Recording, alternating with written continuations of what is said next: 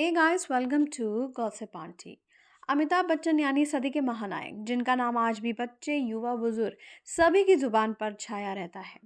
हर कोई उनके एक्टिंग के साथ साथ उनकी शख्सियत का दीवाना है।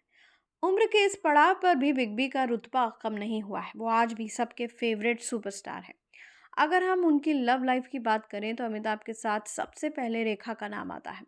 अमिताभ बच्चन की बात हो और रेखा का जिक्र ना हो, ऐसा कभी हो ही नहीं सकता। तो आइए आज इस महान एक्टर से जुड़े कुछ दिलचस्प किस्से आपको बताते हैं। रेखा ने अपने एक पुराने इंटरव्यू में अमिताभ और अपने रिश्ते के बारे में खुलकर बात की थी। अमिताभ के बारे में रेखा सिर्फ बहुत करीबी दोस्तों से ही बात करती हैं, लेकिन यह 1982 के कूली हादसे के 2 साल बाद रेखा ने फिल्म फेयर से खुलकर दोनों के रिश्ते के बारे में बात की थी। इसमें रेखा ने अमिताभ के इस फैसले को सपोर्ट किया था कि वो उनके रिश्ते के बारे में चुप रहे। रेखा ने कहा था कि उन्होंने अपनी इमेज, परिवार, बच्चों की रक्षा के लिए ऐसा किया, जो बहुत अच्छी बात है। पब्लिक इस बारे में क्या सोचती है, उसकी उनको परवाह नहीं है।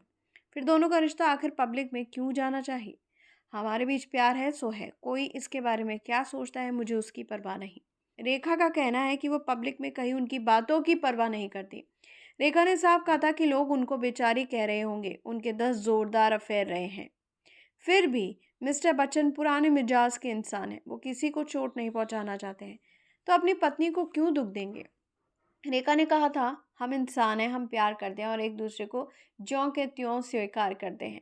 हमारे जीवन में तकलीफों से कई गुना ज़्यादा खुशियां हैं। बाकी चीज़ें कोई मायने नहीं रखती। जब तक मैं उस व्यक्ति के साथ हूँ, मुझे कोई परवाह नहीं है। रेखा ने कहा था कि मिस्टर बच्चन मेरे लिए इम्पोर्टेंट है, किसी और के लिए नहीं।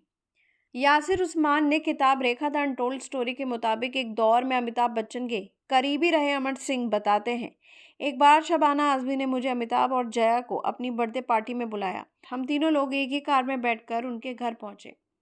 अमिताभ ने अपने ड्राइवर से कहा कि हम लोग यहाँ देर तक रुकेंगे, इसलिए तुम खाना खाकर वापस आ जाओ। लेकिन जैसे ही हम कमरे के पास पहुंचे तो वहां पर हमने रेखा को देखा था। वैसे अमिताभ और रेखा के बीच आज भी कुछ नहीं बदला है। दोनों अक्सर अवार्ड फंक्शन और इवेंट में देखे जाते हैं, लेकिन इसके बावजूद ना दोनों एक दूसरे से बात करते हैं और ना ही कभी एक दूसरे के सामने आते हैं। खैर, ऐसे ही खबरों के लिए देखते रहिए गॉसिप आंटी। चैनल को सब्सक्राइब करना बिल्कुल नहीं भूलेगा।